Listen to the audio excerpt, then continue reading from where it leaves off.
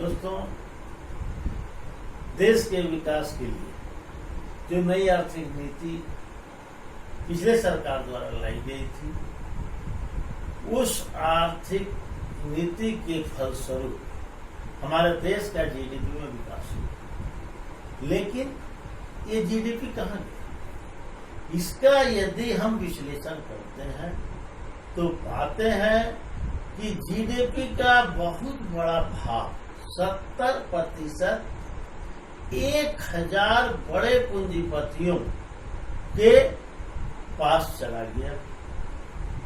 20% 1 करोड़ जो छोटे पूंजीपति हैं, छोटे इस सेंस में है कि वो टाटा बिरला के सामने छोटे हैं, उन पूंजीपतियों के हाथ में गया। शेष 20% जो बचा, शेष 10% जो बचा, वो देश के शेष जनता के हाथ में वितरण हुआ। जीडीपी का इस तरह का केंद्रीयकरण देश को तो लगा कि काफी विकास हुआ, शहरों का विकास हुआ, गांवों का विकास नहीं हो सका। इसका नतीजा ये निकला कि जीडीपी में जो गांवों का, जो खेती का योगदान था, जो कि पहले करीब 70% हुआ करते थे, वो घट के 10% आ गए।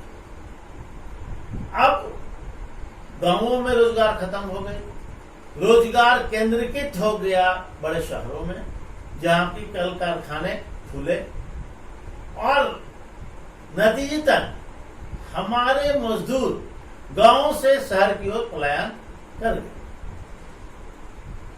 आज उस वक्त हमारे देश की आमदनी का मूल स्रोत देहात क्षेत्र का जो था, वो पोस्टल इकोनॉमी थी।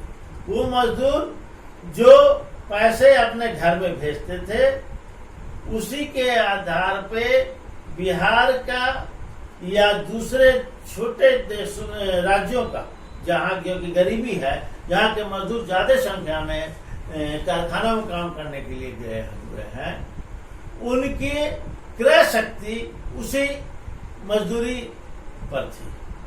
कोरोना के प्रभाव के कारण उन बड़े राज्यों से मजदूर वापस अपने प्रदेश में चले आए हैं। बिहार में अकेले 50 लाख मजदूर आ चुके हैं। अब बिहार सरकार के पास एक बहुत बड़ी परेशानी है कि इन 50 लाख मजदूरों को रोजगार कैसे मुहैया कराए। इस मामले में हमारी एक समझ है।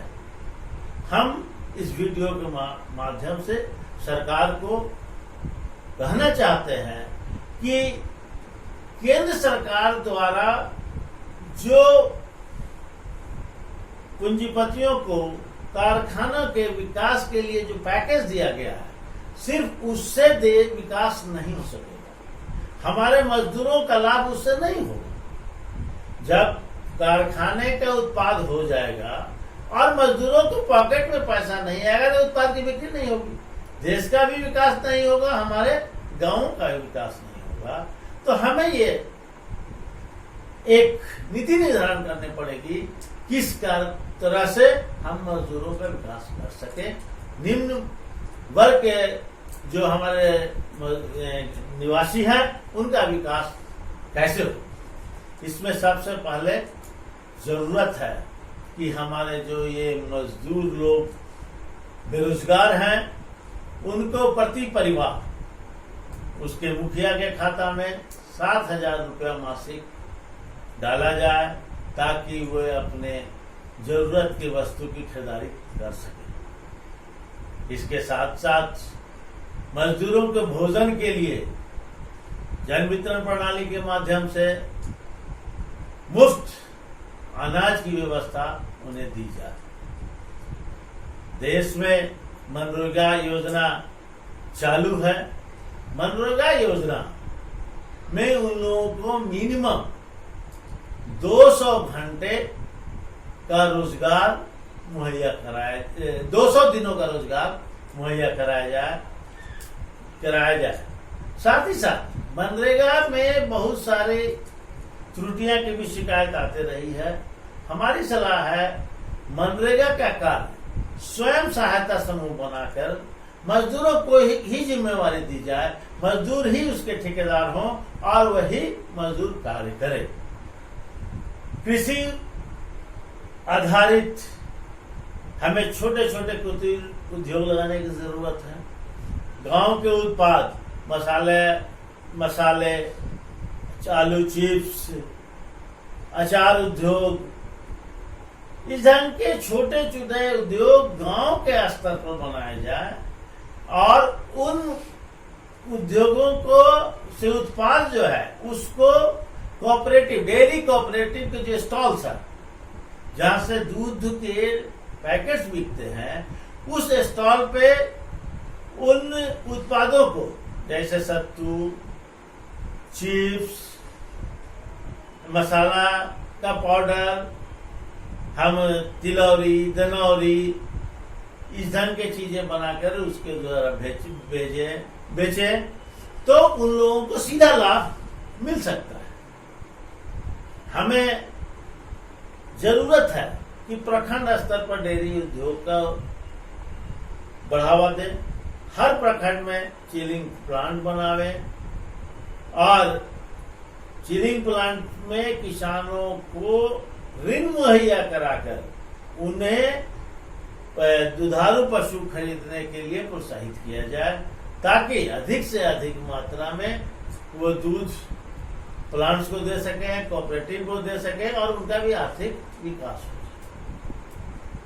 इसके साथ ही साथ हम लोगों को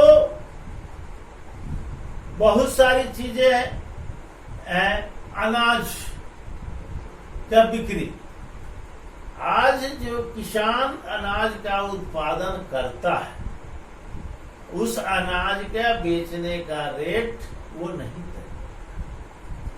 अनाज की बिक्री का दर हमेशा तय करते हैं पूंजीपति लोग। पूंजीपति जो है वो फसल जब होती है उसकी खरीदारी करते हैं, किसानों के पास पैसा नहीं रहता है, इसलिए सरकार के द्वारा बड़े पैमाने पर खरीदारी की जाए ताकि पूंजीपति को उसमें बीच में नहीं आना पड़े, किसान सीधे सरकारी दुकानों में अपना अनाज बेचे। महिलाओं के विकास के लिए रेडीमेड उद्योग, हमारे बहुत सारे महिला सिलाई के द्वारा अपना जीवन यापन करती।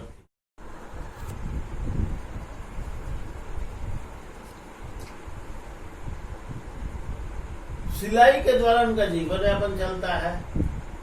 वे महिलाओं को यदि हम अच्छे ढंग से प्रशिक्षित करके और समूह के द्वारा सिलाई का कार्य करवाएं तो रेडीमेड का एक बहुत बड़ा मार्केट खड़ा किया जा सकता है। सरकार के पास ये डाटा है कि प्रत्येक वर्ष दूसरे राज्यों से हमारे यहाँ बहुत बड़ी संख्या में रेडीमेड कपड़े आते हैं। इस कपड़े का निर्माण हम बिहार में कर सकते हैं और बिहार के लोग इसका उपयोग करेंगे, हम इसका बाहर भी भेज सकते हैं। इसके अलावा भी बहुत सारे हमारे मजदूर जो बाहर में काम कर रहे थे वो विभिन्न क्षेत्रों में प्रशिक्षण पा करके आए हैं। उनके कार्य कुशलता के अनुसार छोटे छोटे उद्योग बढ़ाने की जरूरत है और जिसके तहत वो कार्य करेंगे तो उनकी आमदनी बढ़ेगी।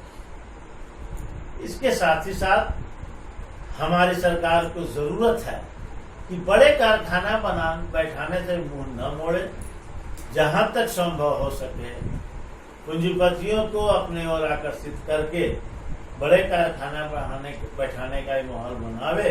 लेकिन सरकार को यह ध्यान देने की जरूरत है कि कहीं ये बड़े कारखाने मजदूरों और किसानों के हित का अनदेखी न करें। इसलिए उनके हित की सुरक्षा करते हुए इन कारखानों को भी बढ़ावा देने की जरूरत है। हम समझते हैं यदि सरकार इन नीति पर चलेगी निश्चित तौर पर हमारे बिहार का भविष्य बड़ा ही उज्जवल होगा। इनकलाब जिंदाबाद, जय भारत, जय बिहार।